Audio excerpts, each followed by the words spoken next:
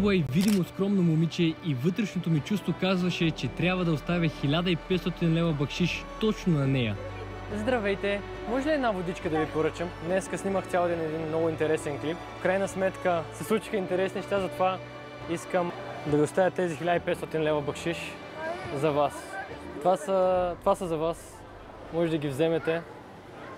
Ама ти се правиш, няма да кажа какво е телефона. Няма да си ги взема обратно, не се притеснявай, не е нагласено. Наистина. Дай ги на мен, бе.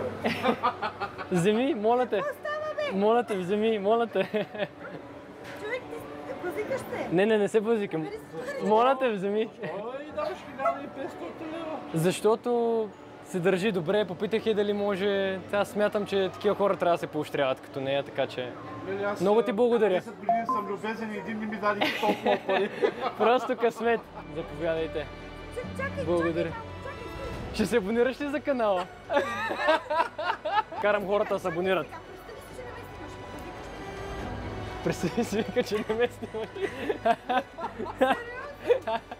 Да, там имаме още една камера, напълно сериозно е. Благодаря изключително много на Марио, че прие поканата да участва в видеото. За мен беше огромна чест да снимаме заедно. Марио, благодаря ти за всичко и това е най-вкусната вода, която съм пил. Ако този клип е харесал, може да видите и този тук.